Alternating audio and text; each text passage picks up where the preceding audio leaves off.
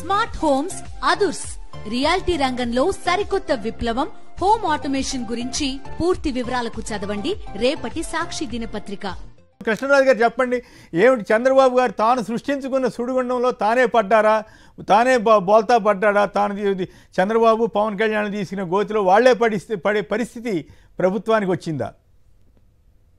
ముందుగా అందరికీ శుభోదయం అండి. చంద్రబాబు నాయుడు గారి వాచాలత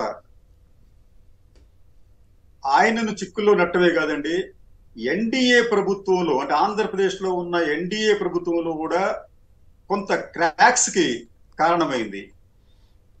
చంద్రబాబు నాయుడు గారి వాచాలత జాతీయ స్థాయిలో కదండి, అంతర్జాతీయ స్థాయిలో హిందూ ధర్మం పట్ల ఒక అనుమానాలు కలిగించే విధంగా చేసింది.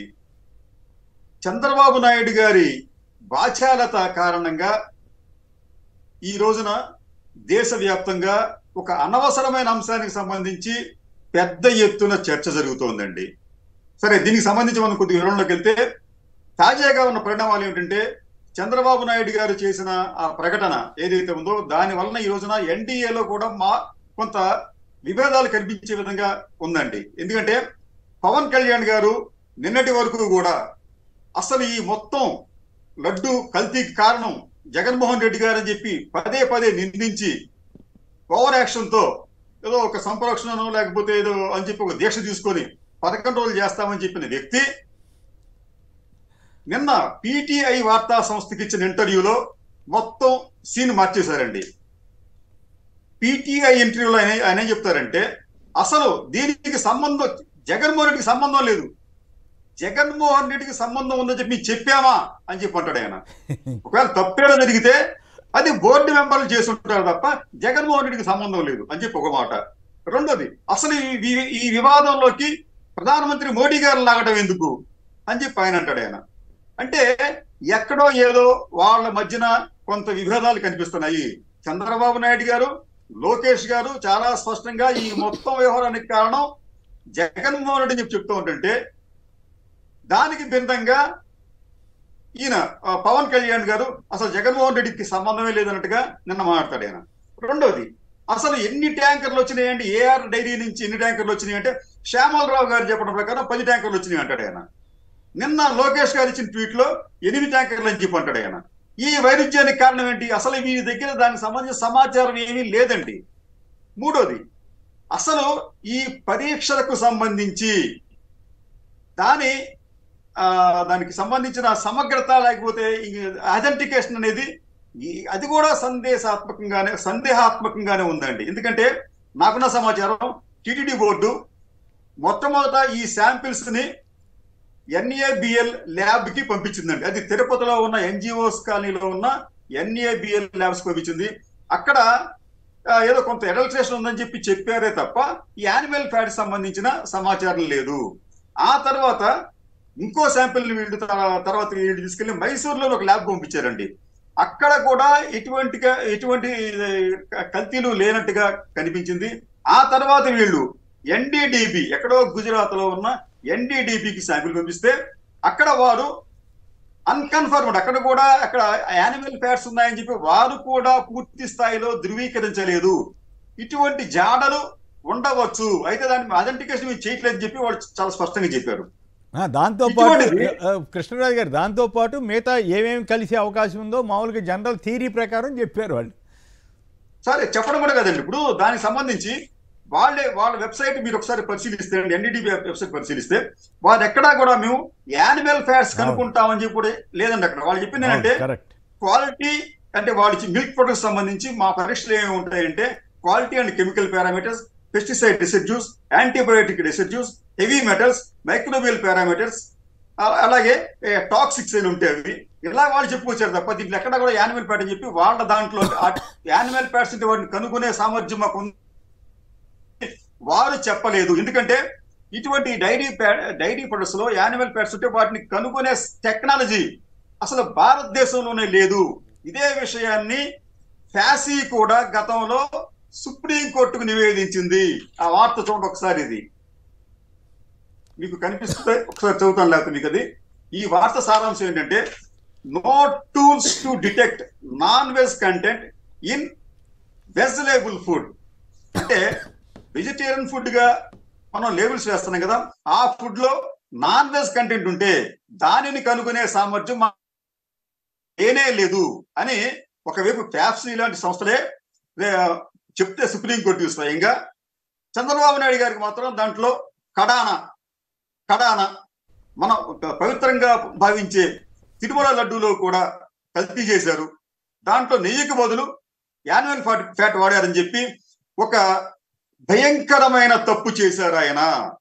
నిజానికి చంద్రబాబు నాయుడు గారు చేసిన మహా పాపాల్లో ఒకటి 1990లో ఎన్టీ రామారావు గారిని పదవి దింపించడం అయితే, రెండోది ఈ రోజున యావత్ ప్రపంచంలో హిందువుల మనోభావాలు దెబ్బతినేలాగా ఆయన ప్రవర్తించారు.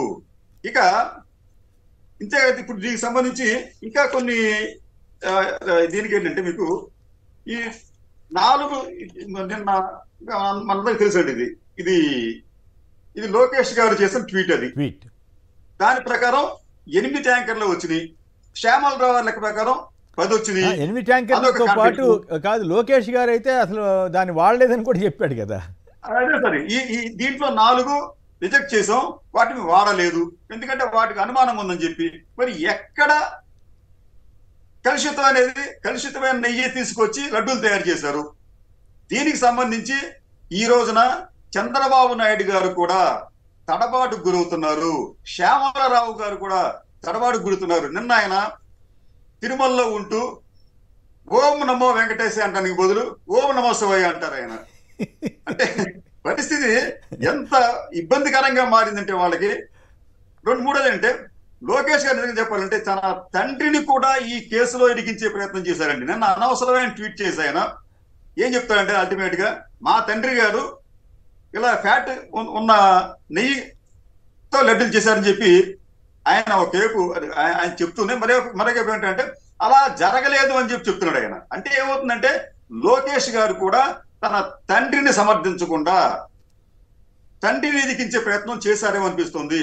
మరోవైపు వారికి అత్యంత అవసరమైన వ్యక్తి పవన్ కళ్యాణ్ గారు, వారు కూడా అసలు జగన్ తప్పులేదని చెప్పి అన్నాడు. అంటే వీరు పూర్తిగా తోచని స్థితిలోకి చేరారు.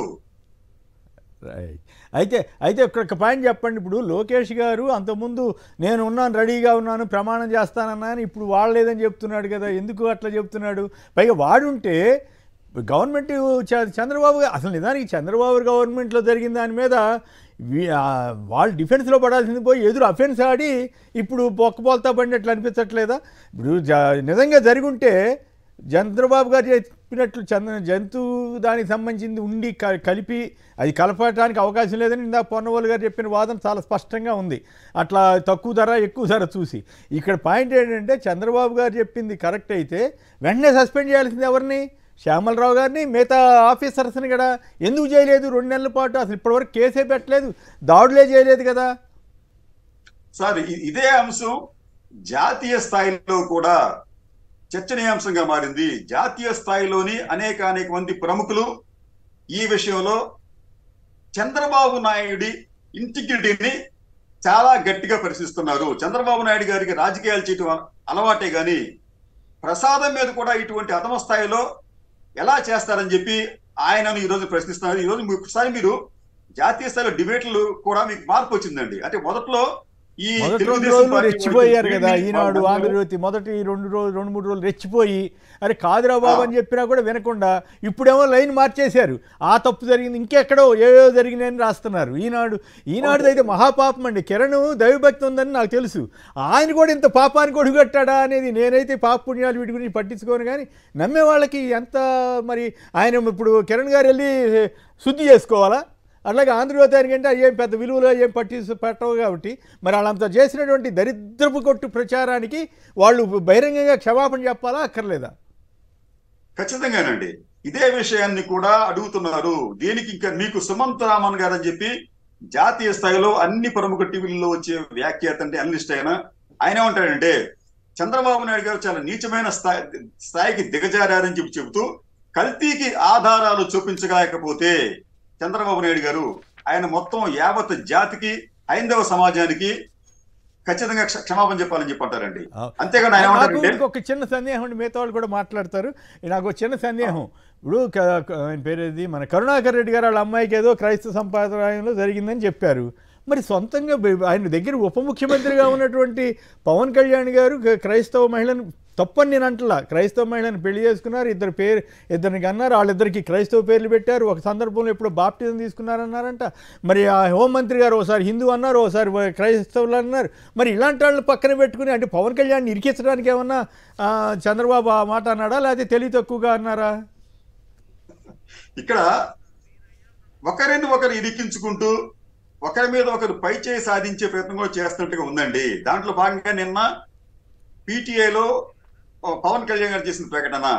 రెండోది, ఈ పవన్ కళ్యాణ్ గారు ఇప్పుడు ఏమన్నా అంటే హైందవ ధర్మానికి సంబంధించి నేనే ఒక రక్షకుడిలాగా తనకు తన ఆయన భావించుకుంటున్నారు, బాగానే ఉందండి. కానీ మీకు జన్మించిన కొడుకు కూతుర్ని మీరు ఎందుకు బాప్టిజం ఇప్పించారు? మీ సమక్షంలోనే వారు ఎందుకు బాప్టిజం తీసుకున్నారు?